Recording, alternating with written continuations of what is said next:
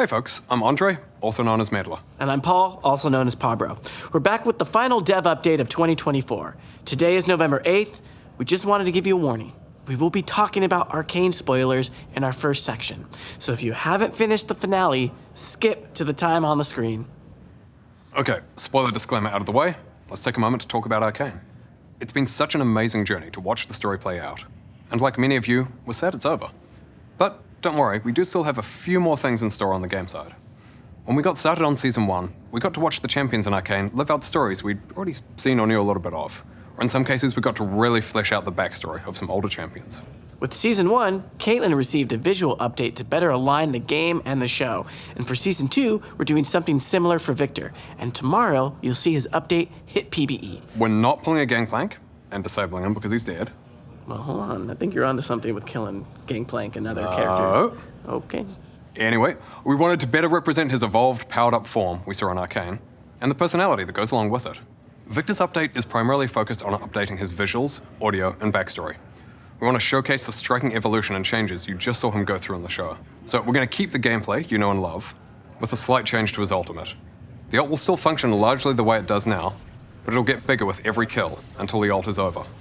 We wanted to mirror the feeling from Arcane, where he manifests a massive, growing storm that consumes everything around him. We also updated all of Victor's skins.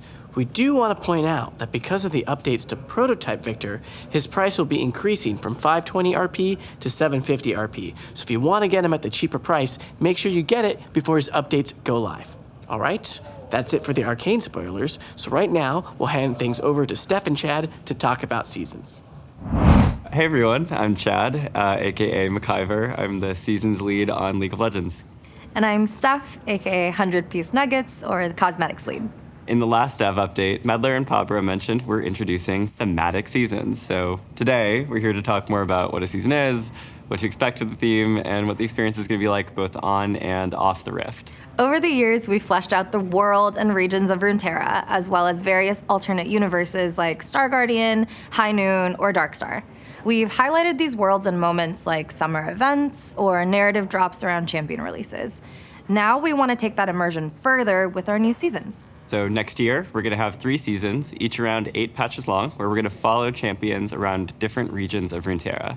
Each one is going to have its own theme, but we're going to have an overarching narrative that connects them throughout 2025.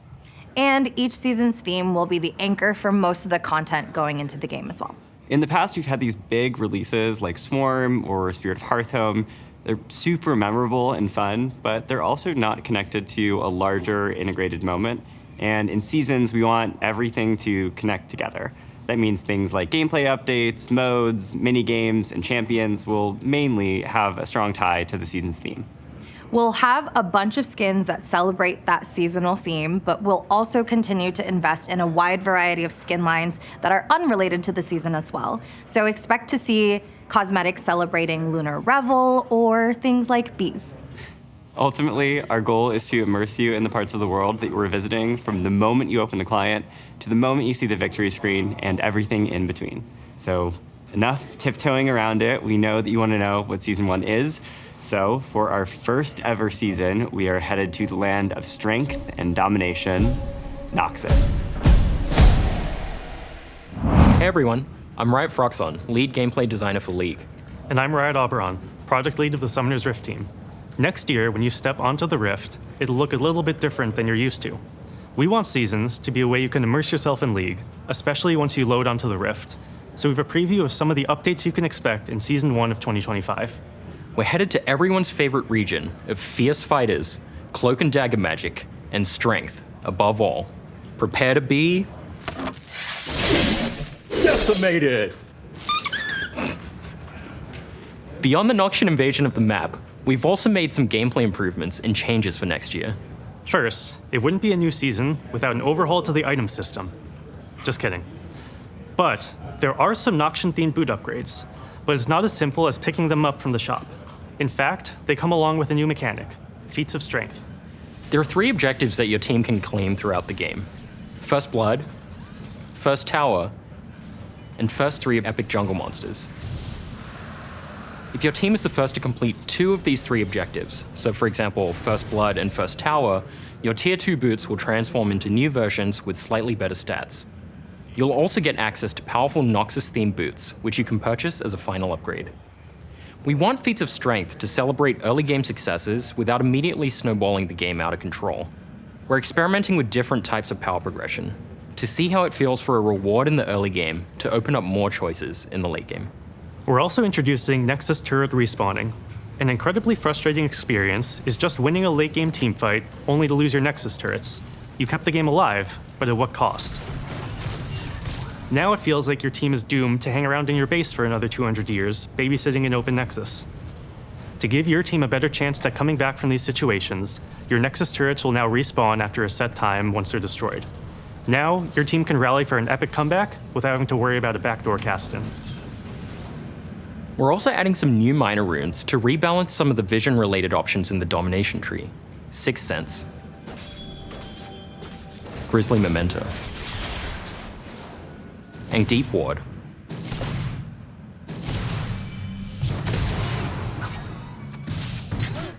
As well as a new addition to the sorcery tree called Axiom Arcanist, which makes ultimates more powerful. We also couldn't resist changing items just a little bit, so we're adding some small scope adjustments to tank items and adding a new item called Bloodletter's Curse. Well, new-ish. It'll look familiar if you've spent time in Arena. But if you haven't, Bloodletter's Curse reduces the target's magic resistance from repeated spell hits, which is sort of like an AP version of Black Cleaver. Finally, let's dig into the biggest update of the season, Otacon, Bringer of Ruin. The new epic jungle monster is drawn to death and destruction. He will spawn only once at 20 minutes on either the top or bottom side of the map, whichever side has seen the most champion damage and kills by 14 minutes. To signal where he'll make his entrance, Otacon's Arena will spawn, adding new permanent walls to that side of the map. Otacon's dark influence will also cause blood roses to grow periodically in the areas where champions have been killed. More death means more roses.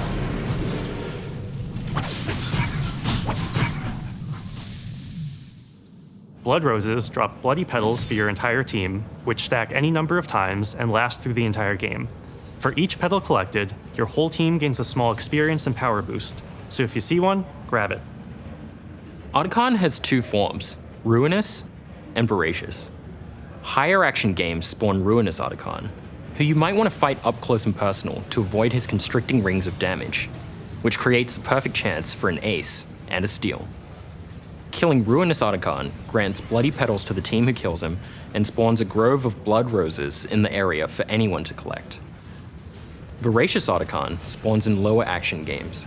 He does less damage to his enemies, but, as his name implies, is hungrier. As his health gets lower, he gets an increasingly more powerful drain ability based on missing health.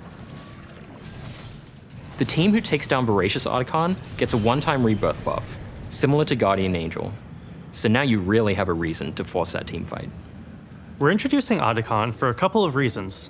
First, unless you're T1, a 20-minute Baron is pretty tough to get, so we're moving Baron's spawn back to 25 minutes and providing another mid-game macro option in the form of Otacon.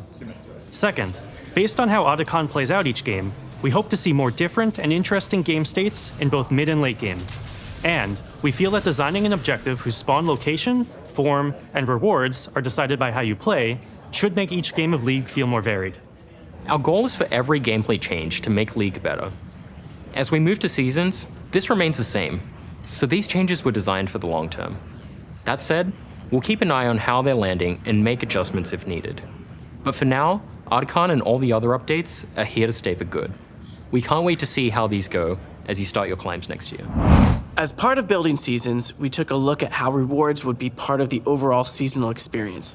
That led us to updating our reward systems. That means things like event passes, champion mastery, honor rewards, etc. We felt that this was a great time to address some problems that have built up.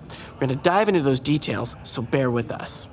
First, over the years, these systems have become needlessly complex. With an excessive number of currencies, unnecessary steps to craft and claim rewards, overlapping loot types, we could go on. I've been given some key fragments that you have to then craft into a key that you pair with a chest, that you open up to get another key in a chest and some essence that you open up to get a skin shard that you pair with some orange essence or reroll to eventually get a random skin. That sort of level of unnecessary complexity going on. Secondly, those systems are all scattered throughout the client. What you can earn, how and where you track it, etc. sucks. And third, events and the rewards being only sometimes available make some moments less rewarding to play League. So, here are some of the changes we're making. There will always be a Battle Pass active, with both a free and a paid track, with the price the same as an event pass today. You'll get pass rewards through the tracks, meaning we're removing the event tokens and shop. There will be 2 passes per season, with them tying into each season's thematic. That means most of the rewards will reflect what's going on in and around the game, and fewer random rewards. We'll have the same number of passes per year at 6, with a longer average duration per pass. We're also moving most of our scattered reward systems to the free track of those battle passes. So, most rewards will now be in one place, with systems like Honor and Champion Mastery feeding into the pass.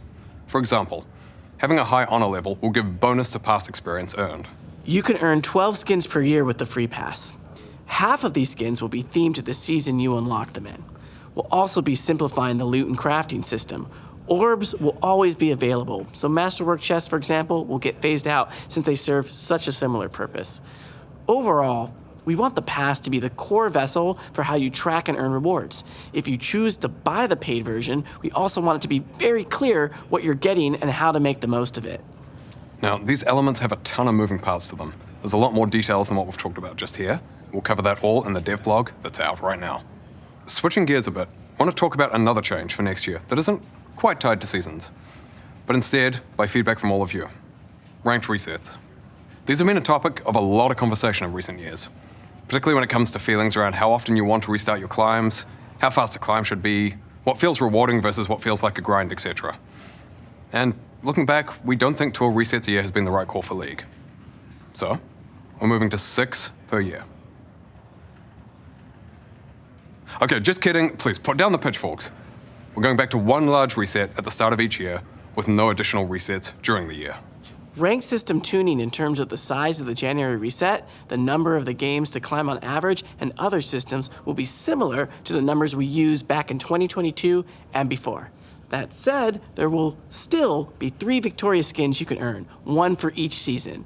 If you want to earn each skin, you will need to win 15 ranked games during that season. Again though, neither your visible rank nor your MMR will reset except in January. Next up, we want to chat about a potential replacement for Quick Play that we'll be trying in some regions. It's called Swift Play, and it's meant to be a lower stakes experience than Summoner's Rift, though with more strategic elements than you'd find in, for example, ARAM.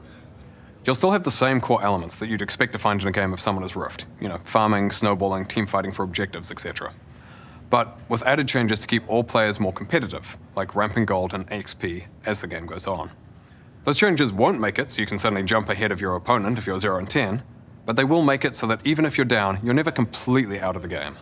The fact that Swift Play is also less punishing when behind should also make the mode ideal for those of you looking to play with friends you wouldn't be willing to put your LP on the line for. As mentioned, Swift Play will be rolling out in January to replace Quick Play in select regions, so we hope you'll give it a try and let us know what you think when it hits live. We also have a blog dropping today with more details, so be sure to check that out. And last, but hopefully not least, we've got some changes coming to the practice tool. Over the years, you've told us that it's a useful but somewhat limited way to get better at League. The most common desire we've seen people bring up is to practice with other players, whether it's in one-on-one duels with a friend or on a full teamfight drill with a pre-made team. Practice Tool wasn't built with multiplayer in mind. And we've had some cautions about how League could be a lot less fun if the optimal way to get better is to spend almost all your time in Practice Tool rather than playing real games. But we do think we've likely been too cautious here. So we're going to be giving Multiplayer Practice Tool a try. You should see that on the PBE soon. It's an experimental feature, and we'll probably encounter an interesting range of bugs. That said though, we're looking into whether we can ship it as part of season start in January. And if that's not on track, we'll give you an update as to where it's up to. Before we wrap up, one last seasons thing. We'll be changing up how we name patches to match seasons. So instead of patch 15.1 coming out in January, it'll be patch 25.s1.1, calling out the year, season, and patch number. Season 2 will then kick off in patch 25.s2.1. You get the idea. Okay, that is it from us today. The next time you hear from us will be in January, at the start of the season. We'll be back then to share some extra stuff that'll come out later in Season 1. We do want to acknowledge, though, that we've covered most of the big changes that you'll see day 1 next year. That said, still got a few surprises left. And of course, we'll have the cinematic to kick things off. To no one's surprise, we can confirm that it's also going to focus a lot on Noxus and Noxian champions, but that's all we can share for now. We hope you all have a great December, great holiday season, and a happy new year. Thanks so much for everything, and we'll talk to you again soon. Bye.